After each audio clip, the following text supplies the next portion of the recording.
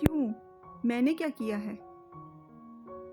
झूठ बोलकर और धोखा देकर तुम मुझे यहाँ ले आए हो। मुझे अगर लाहौर में पता चल जाता कि तुम इसलिए मुझे इस्लामाबाद ला रहे हो तो मैं कभी यहाँ ना आती। मैंने वही किया जो मुझे बाबा ने कहा।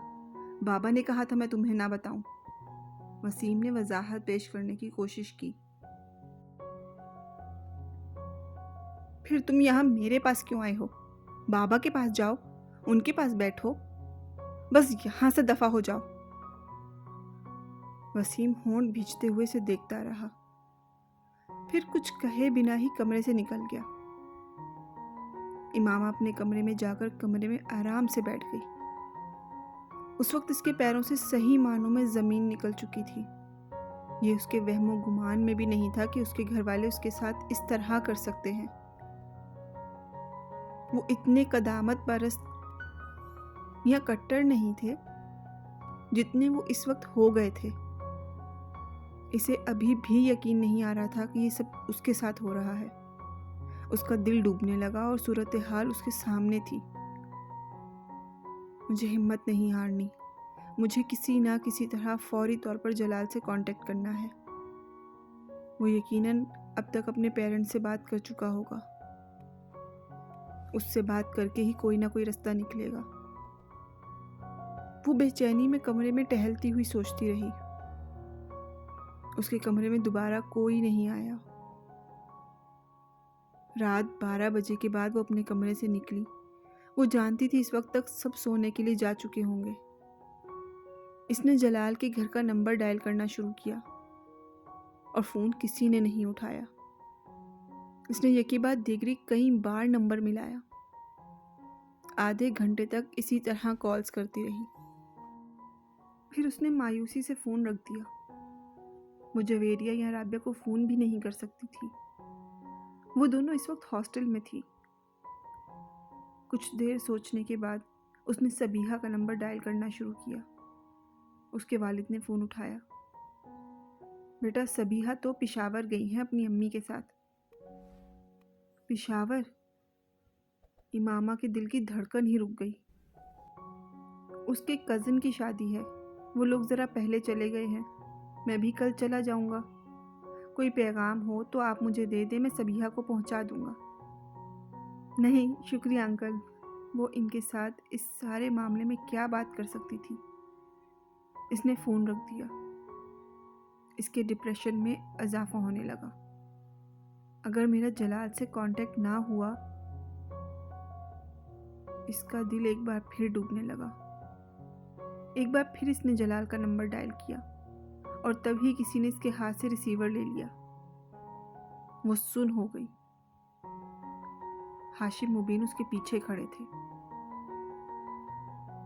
किसको फ़ोन कर रही हो? उनके लहजे में बेहद ठहराव था। दोस्त को कर रही थी। इमामा ने उनकी तरफ देखे बगैर ही कह दिया। वो उनसे नजरें मिलाकर झूठ नहीं बोल सकती थी। मैं मिला देता हूँ। उन्होंने सर्द आवाज में कहते हुए रीडायल का बटन दबा दिया और रिसीवर कान से लगा लिया। इमामा जर्द चेहरे के साथ उन्हें देखने लगी। वो कुछ देर तक इसी तरह रिसीवर कान से लगाए खड़े रहे। फिर उन्होंने रिसीवर को क्रेडल पर रख दिया। यकीनन दूसरी तरफ से कॉल रिसीव नहीं की गई। कौन सी दोस्त है ये तुम्हारी जिसको तुम इस वक्त फ़ोन कर रही हो? ज़ैनब।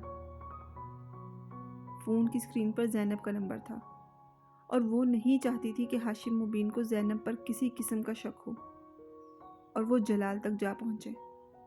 इसलिए इनके इस्तफसार पर जल्दी से उसका नाम बता दिया। किस लिए कर रही थी? मैं उसके ज़रिए जवेरिया तक एक पैगाम पहुंचाना चाहती थी। तुम मुझे दो पैगाम, मैं जवेरिया तक पहुंचा दूंगा, बल्कि ज़ाती तौर पर खुद लाहौर देकर आऊँगा। इमामा, मुझे साफ साफ बताओ, किसी और लड़के में इंटरेस्टेड हो तुम? उन्होंने किसी तमहीद के बगैर अचानक उससे पूछा। वो उन्हें कुछ देर देखती रही। फिर उसने कहा, हाँ, हाशिम मुबीन दम बखूद रह गए। किसी और लड़के में इंटरेस्टेड हो? उन्होंने ये बेयकीनी से अपना जुमला दोहराया। इमामा ने फिर इस बात में सर हिला दिया। हाशिम मुबीन ने बेइख्तियार उसके चेहरे पर थप्पड़ खींच मारा। मुझे इसी बात का अंदेशा था तुमसे, मुझे इसी बात का अंदेशा था। वो गुस्से में तनतनाते से रह गए। इमामा गुमसुम अपने गाल पर हाथ रखे उन्हें देख रही थी। ये पहला थप्पड़ था जो हाशिम मुबीन ने उसकी जिंदगी में उसे मारा, और इमामा को यकीन ही नहीं आ रहा था कि ये थप्पड़ उसे मारा गया था। वो हाशिम मुबीन की सबसे लाडली बेटी थी, फिर भी उन्होंने उसके गालों पर आंसू बह निकले। असजद के अलावा मैं तुम्हारी शादी कहीं और नहीं होने दूंगा। तुम अगर किसी और लड़के में इंटरेस्टेड भी हो तो उसे अभी और इसी वक्त भूल जाओ। मैं कभी कभी कभी तुम्हारी कहीं और शादी नहीं होने दूंगा। अपने कमरे में चली जाओ, और दोबारा अगर मैंने तुम्हें फोन के पास भी देखा तो मैं तुम्हारी टांगें तोड़ दूंगा। वो इसी तरह गाल पर हाथ रखे मकैनिकी अंदाज में चलते हुए अपने कमरे में आ गई। अपने कमरे में आकर वो बच्चों की तरह फूट फूट कर रोने लगी। क्या बाबा मुझे इस तरह मार सकते हैं? इसे यकीन ही नहीं आ रहा था। बहुत देर तक इसी तरह रोते रहने के बाद इसके आंसू खुद ब खुद खुश्क होने लगे। वो उठकर इस तराब के आलम में अपने कमरे की खिड़की की तरफ आ गई और खाली उस ज़हनी के आलम में बंद खिड़कियों के शीशे से बाहर देखने लगी। नीचे उसके घर का लॉन नजर आ रहा था, और फिर लाशऊरी तौर पर उसकी नज़र दूसरे घर पर पड़ी। वो सलार का घर था। उसका कमरा निचली मंजिल पर था। दूर से कुछ अभी वाज़े नहीं हो रहा था, उसके बावजूद वो उस घर में एक दफ़ा जाने के बाद उसकी लोकेशन और कमरे में फिरने वाले के हुलिये और जसामत से अंदाज़ा लगा सकती थी कि वो सलार के अलावा और कोई नहीं हो सकता। उसके ज़हन में एक झमाका सा हुआ। हाँ, ये शख्स मेरी मदद कर सकता है। अगर मैं इसे सारी सूरत हाल बता दूं और उससे कहूं कि लाहौर जाकर जलाल से राब्ता करे तो मेरा मसला हल हो सकता है। मगर इससे राब्ता कैसे? उसके जहन में एकदम उसकी गाड़ी के पिछले शीशे पर लिखा हुआ उसका मोबाइल नंबर और नाम याद आया। इसने जहन में मोबाइल नंबर को दोहराया। उसे कोई दिक्कत नहीं हुई। कागज का एक टुकड़ा लेकर इसने एहतियाती तौर पर उसका नंबर लिख लिया। 3 बजे के करीब वो आहिस्ता आहिस्ता एक बार फिर लाउंज में आ गई और इसने वो नंबर डायल करना शुरू किया। सलार ने नींद में अपने मोबाइल की बीप सुनी और देखा कि लगातार फोन बज रहा है, तो उसने आंखें खोल दी। कदरे नागवारी के आलम में बेड साइड टेबल को टटोलते हुए मोबाइल उठाया। हेलो। इमामा ने सलार की आवाज़ पहचान ली थी। वो फौरी तौर पर कुछ नहीं बोल सकी। हेलो। उसकी ख्वाबदीदा आवाज़ दोबारा सुनाई दी। सलार। उसने उसका नाम लिया। मैं इमामा बोल रही हूँ,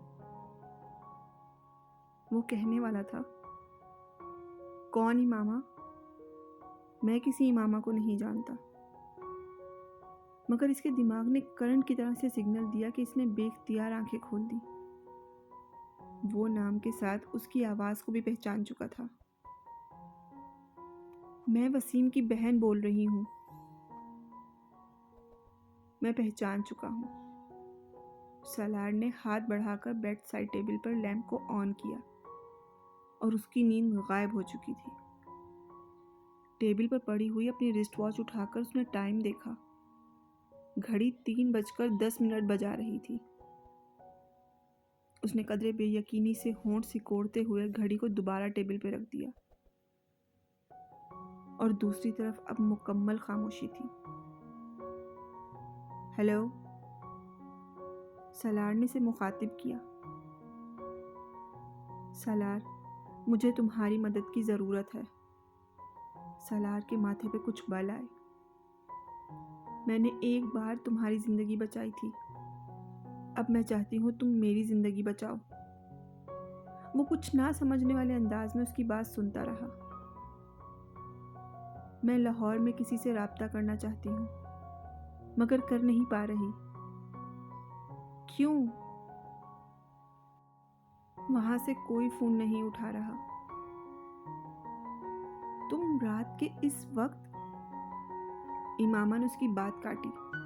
پلیز اس وقت میری بات سنو۔ میں دن کے وقت فون نہیں کر سکتی اور شاید کل رات کو بھی نہ کر سکوں۔ میرے گھر والے مجھے فون نہیں کرنے دیں گے۔ میں چاہتی ہوں کہ تم ایک ایڈریس اور فون نمبر نوٹ کر لو اور اس پر ایک آدمی سے کانٹیکٹ کرو۔ اس کا نام جلال انصر ہے۔ تم اس سے صرف یہ پوچھ کر بتا دو کہ میرے پیرنٹس نے یہاں میری شادی طے کر دی ہے اور وہ مجھے اب شادی کے بغیر لاہور آنے نہیں دیں گے۔ سالار کو اچانک اس سارے معاملے میں دلچسپی پیدا ہونے لگی۔ کمبل کو اپنے گھٹنوں سے اوپر تک کھینچتے ہوئے وہ امامہ کی بات سنتا رہا۔ وہ ایک ایڈریس اور فون نمبر دہرا رہی تھی۔ سالار نے اس نمبر اور ایڈریس کو نوٹ تو کیا، اس کی ضرورت ہی نہیں تھی۔ اور اگر میرے فون کرنے پر بھی کسی نے فون نہیں اٹھایا تو؟ جب وہ خاموش ہو گئی تو اس نے پوچھا۔ دوسری طرف لمبی خاموشی رہی۔ پھر امامہ نے کہا، تم لاہور جا کر اس آدمی سے مل سکتے ہو؟ پلیز، یہ میرے لیے بہت ضروری ہے۔ اس بار امامہ کی آواز بہت ہی عاجز مندانہ تھی۔ اور اگر اس نے پوچھا کہ میں کون ہوں؟ تم جو چاہے اسے بتا دینا، مجھے اس سے دلچسپی نہیں ہے۔ میں صرف اس مصیبت سے چھٹکارا چاہتی ہوں۔ کیا یہ بہتر نہیں ہے کہ تم اس آدمی سے خود بات کرو؟ میں تمہیں بتا چکی ہوں کہ شاید مجھے دوبارہ فون کرنے کا موقع نہ ملے، اور فی الحال تو آدمی فون ریسیو ہی نہیں کر رہا۔ سالار نے اس کی بات کے جواب میں کچھ نہیں کہا اور اس نے مایوسی کے عالم میں مزید کچھ کہے بغیر فون رکھ دیا۔ سالار موبائل بند کرنے کے بعد کچھ دیر اس ہاتھ میں لے کر بیٹھا رہا۔ جلال انصر، امامہ ہاشم، رابطہ، پیرنٹ سے بات، زبردستی کی شادی۔ اس نے وہاں بیٹھے بیٹھے ہی جیسے جگسا پزل کے ٹکڑوں کو جوڑنا شروع کر دیا۔ اس نے امامہ سے جلال کے بارے میں نہیں پوچھا کہ اس سے امامہ کا تعلق کس طرح کا ہو سکتا ہے۔ وہ اپنی داہنی ٹانگ ہلاتے ہوئے ان دونوں کے بارے میں سوچتا رہا۔ اسے یہ صورتحال خاصی دلچسپ محسوس ہو رہی تھی کہ امامہ جیسی لڑکی اس طرح سے کسی افیئر میں انوالو ہو سکتی تھی۔ وہ اپنے لیے اس کی ناپسندیدگی سے بھی واقف تھا اور اسے یہ بات بھی حیران کر رہی تھی کہ اس کے باوجود وہ اس سے مدد مانگ رہی تھی۔ یہ کیا کر رہی ہے خاتون؟ مجھے استعمال کرنے کی کوشش یا پھنسانے کی کوشش؟ اس نے دلچسپی سے سوچا۔ کمبل اپنے سینے تک کھینچتے ہوئے آنکھیں بند کر لی، مگر نیند اس کی آنکھوں سے مکمل طور پر دور تھی۔ وہ پچھلے کئی سالوں سے وسیم اور اس کے گھر والوں کو جانتا تھا۔ وہ امامہ کو بھی سرسری طور پر دیکھ چکا تھا، مگر ان ملاقاتوں میں اس نے امامہ پر کبھی غور نہیں کیا۔ وہ اس کے بارے میں زیادہ کچھ نہیں جانتا تھا۔ اس کے اپنے گھر والوں کے برعکس وسیم کا گھرانہ خاصا روایت پرست تھا۔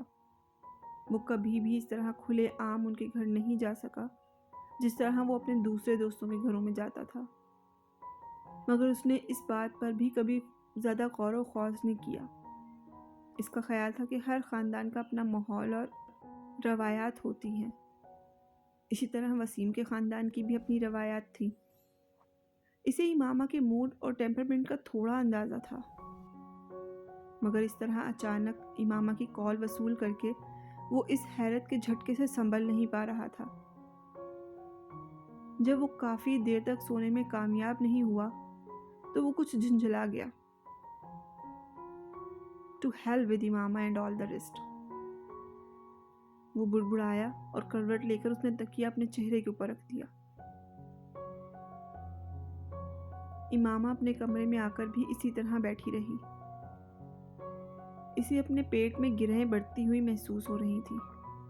صرف چند گھنٹوں میں سب کچھ بدل گیا تھا۔ وہ پوری رات سو نہیں سکی اور صبح ناشتے کے لیے بھی باہر نہیں آئی۔ اس کی بھوک یکدم جیسے غائب ہو گئی ہو۔ 10 ساڑھے 10 بجے کے قریب اس نے پورچ میں کچھ گاڑیوں کے سٹارٹ ہونے اور جانے کی آوازیں سنی۔ وہ جانتی تھی اس وقت ہاشم مبین اور اس کے بڑے بھائی آفس چلے جاتے ہیں، اور اسے ان کے آفس جانے کا ہی انتظار تھا۔ ان کے جانے کے آدھے گھنٹے بعد وہ اپنے کمرے سے باہر آئی۔ لاؤنج میں اس کی امی اور بھابھی بیٹھی ہوئی تھی۔ وہ خاموشی سے فون کے پاس چلی گئی۔ اس نے فون کا ریسیور اٹھانے کے لیے ہاتھ بڑھایا ہی تھا کہ اس کی اپنی امی کی آواز سنائی دی۔ تمہارے بابا کہہ کر گئے ہیں کہ تم کہیں فون نہیں کرو گی۔ اس نے گردن موڑ کر اپنی امی کو دیکھا۔ میں اسجد کو فون کر رہی ہوں۔ کس لیے؟ میں اس سے بات کرنا چاہتی ہوں۔ وہی فضول باتیں جو تم رات کو کر رہی تھی۔ میں آپ کے سامنے بات کر رہی ہوں، آپ مجھے بات کرنے دیں۔ اگر میں نے کوئی غلط بات کی تو آپ فون بند کر سکتی ہیں۔ اس نے پرسکون انداز میں کہا، اور شاید اس کا یہ انداز تھا جس پہ سلمہ کچھ مطمئن ہو گئی۔ امامہ نے نمبر ڈائل کیا مگر وہ اسجد کو فون نہیں کر رہی تھی۔ چند بار بیل بجنے کے بعد دوسری طرف فون اٹھا لیا گیا۔ فون اٹھانے والا جلال ہی تھا۔ خوشی کی ایک لہر امامہ کے اندر سے گزر گئی۔ ہیلو، میں امامہ بول رہی ہوں۔ اس نے جلال کا نام لیے بغیر اعتماد سے کہا۔ تم بتائے بغیر اسلام آباد کیوں چلی گئی؟ میں کل تم سے ملنے ہاسٹل گیا تھا۔ میں اسلام آباد آئی ہوئی ہوں اسجد۔ اسجد، دوسری طرف جلال کی آواز آئی۔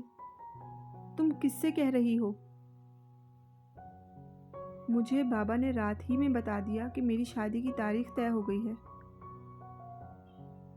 امامہ، جلال کو جیسے ایک کرنٹ لگا۔ شادی کی تاریخ؟ امامہ اس کی بات سنے بغیر اسی پرسکون انداز میں بولتی رہی۔ میں جاننا چاہتی ہوں کہ تم نے اپنے پیرنٹس سے بات کی ہے؟ امامہ، میں ابھی بات نہیں کر سکا۔ تو پھر تم بات کرو۔ میں تمہارے علاوہ کسی دوسرے سے شادی نہیں کر سکتی، یہ تم جانتے ہو، مگر میں اس طرح کی شادی نہیں کروں گی۔ تم اپنے پیرنٹس سے بات کرو اور پھر مجھے بتاؤ کہ وہ کیا کہتے ہیں۔ امامہ، کیا تمہارے پاس کوئی ہے؟ ہاں۔ اس لیے تم مجھے اسجد کہہ رہی ہو؟ ہاں۔ میں اپنے پیرنٹس سے بات کرتا ہوں۔ تم مجھے دوبارہ رنگ کب کرو گی؟ تم مجھے بتا دو کہ میں تمہیں کب رنگ کروں۔ کل فون کر لو۔ تمہاری شادی کی تاریخ کب طے کی گئی ہے؟ یہ مجھے نہیں پتا۔ ٹھیک ہے امامہ، میں آج ہی اپنے پیرنٹس سے بات کرتا ہوں۔ تم پریشان مت ہونا، سب ٹھیک ہو جائے گا۔ اس نے امامہ کو تسلی دیتے ہوئے فون بند کر دیا۔ امامہ نے شکر ادا کیا کہ اس کی بھابھی یا امی کو یہ شک نہیں ہو سکا کہ وہ اسجد سے نہیں کسی اور سے بات کر رہی تھی۔ یہ شادی تمہارے بابا اور اعظم بھائی نے مل کر طے کی ہے۔ تمہارے یا اسجد کے کہنے پر وہ اسے ملتوی نہیں کریں گے۔ سلمیٰ نے اس بار قدرے نرم لہجے میں کہا۔ امی، میں مارکیٹ تک جا رہی ہوں، مجھے کچھ ضروری چیزیں لینی ہیں۔ فون کی بات دوسری ہے، مگر میں تمہیں گھر سے نکلنے کی اجازت نہیں دے سکتی۔ تمہارے بابا نہ صرف مجھے بلکہ چوکیدار کو بھی ہدایت دے کے گئے ہیں کہ تمہیں باہر نہ جانے دیں۔ امی، آپ لوگ میرے ساتھ آخر اس طرح کیوں کر رہے ہیں؟ امامہ نے کچھ بے بسی کے عالم میں صوفے پر بیٹھتے ہوئے کہا۔ میں نے آپ کو اپنی شادی سے تو منع نہیں کیا۔ میری ہاؤس جاب تک انتظار کر لیں، اس کے بعد میری شادی کر دیں۔ میری سمجھ میں یہ بات نہیں آتی کہ تم شادی سے کیوں انکار کر رہی ہو۔ تمہاری شادی جلدی ہو رہی ہے، مگر تمہاری مرضی کے خلاف تو نہیں ہو رہی۔ اس بار اس کی بھابھی نے اسے سمجھانے کی کوشش کی۔ خواہ مخواہ کل رات سے پورا گھر ٹینشن کا شکار ہے، اور میں تو تمہیں دیکھ کر حیران ہوں، تم تو کبھی بھی اس طرح ضد نہیں کرتی۔ پھر اب کیا ہو گیا ہے تمہیں؟ جب سے تم لاہور گئی ہو بہت عجیب ہو گئی ہو، اور ہمارے چاہنے سے ویسے بھی کچھ نہیں ہوگا۔ میں نے تمہیں بتایا ہے، تمہارے بابا نے طے کیا ہے یہ سب کچھ۔ آپ انہیں سمجھا تو سکتی تھی۔ کس بات پر؟ سمجھاتی تو تب اگر مجھے کسی بات کا کوئی اعتراض ہوتا۔ مجھے کوئی بات قابل اعتراض نہیں لگی، سلمیٰ نے بڑے آرام سے کہا، اور امامہ غصے کے عالم میں وہاں سے اٹھ کر اپنے کمرے میں آ گئی۔ سالار صبح خلاف معمول دیر سے اٹھا۔ گھڑی دیکھتے ہوئے اس نے کالج نہ جانے کا فیصلہ کیا۔ سکندر اور طیبہ کراچی گئے ہوئے تھے، اس لیے وہ گھر پر اکیلا ہی تھا۔ ملازم جس وقت ناشتہ لے کر آیا، وہ ٹی وی آن کیے بیٹھا تھا۔ ذرا ناصرہ کو بھیجو ذرا اندر۔ اسے ملازم کو دیکھ کر کچھ یاد آیا، اور اس کے جانے کے چند منٹ بعد ناصرہ اندر داخل ہوئی۔ جی صاحب، آپ نے بلایا ہے؟ ادھیڑ عمر ملازمہ نے اندر داخل ہوتے ہوئے کہا۔ ہاں، میں نے بلایا ہے، تم سے ایک کام کروانا ہے، سالار نے ٹی وی کا چینل بدلتے ہوئے کہا۔ ناصرہ، تمہاری بیٹی وسیم کے گھر کام کرتی ہے نا؟ ہاشم صاحب کے گھر؟ ہاں ہاں، انہی کے گھر۔ ہاں جی، کرتی ہے۔ کس وقت جاتی ہے وہ ان کے گھر؟ اس وقت ان کے گھر پر ہی ہے۔ کیا ہوا سالار صاحب؟ کچھ نہیں، میں صرف یہ چاہتا ہوں کہ تم اس کے پاس جاؤ، یہ موبائل اسے دو، اور اسے کہو کہ یہ امامہ کو دے دے۔ سالار نے بڑے لاپرواہ انداز میں اپنا موبائل اٹھا کر اس کی طرف بڑھایا۔ ناصرہ ہکا بکا رہ گئی۔ میں آپ کی بات نہیں سمجھی۔ یہ موبائل اپنی بیٹی کو دو اور اس سے کہو کہ کسی کو بتائے بغیر یہ امامہ تک پہنچا دے۔ مگر کیوں؟ یہ جاننا تمہارے لیے ضروری نہیں ہے۔ تمہیں جو کہا ہے وہ کرو۔ لیکن اگر کسی کو وہاں پتہ چل گیا تو؟ کسی کو پتہ تب چلے گا نا جب تم اپنا منہ کھولو گی، اور تم اپنا منہ کھولو گی تو صرف تمہیں اور تمہاری بیٹی کو ہی نقصان ہوگا، اور کسی کو نہیں۔